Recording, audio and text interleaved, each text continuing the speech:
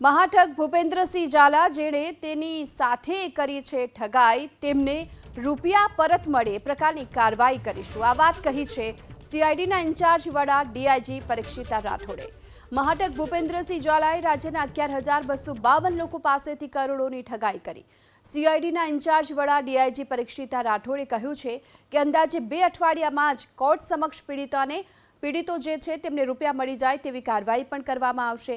Court નિર્ણય કરશે અને પૈસા પરત અપાવવાની જવાબદારી એસડીએમ કક્ષાએથી થશે, જેમાં પોલીસ તરીકે અમે સંપૂર્ણ મદદ કરીશું।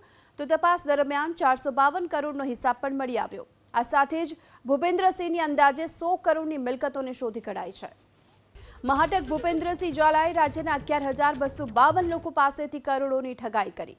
સીઆઈડીના ઇન્ચાર્જ વડા ડીઆઈજી પરીક્ષિતા રાઠોડે કહ્યું છે કે અંદાજે 2 અઠવાડિયામાં જ કોર્ટ સમક્ષ પીડિતો જે છે તેમને રૂપિયા મળી જાય તેવી કાર્યવાહી પણ કરવામાં આવશે। કોર્ટ નિર્ણય કરશે અને પૈસા પરત અપાવવાની જવાબદારી એસડીએમ કક્ષાએથી થશે, જેમાં પોલીસ તરીકે અમે સંપૂર્ણ મદદ કરીશું। તો તપાસ દરમિયાન 452 કરોડનો હિસાબ પણ મળી આવ્યો। આ સાથે જ ભૂપેન્દ્રસિંહની અંદાજે 100 કરોડની મિલકતોને શોધી કઢાઈ છે।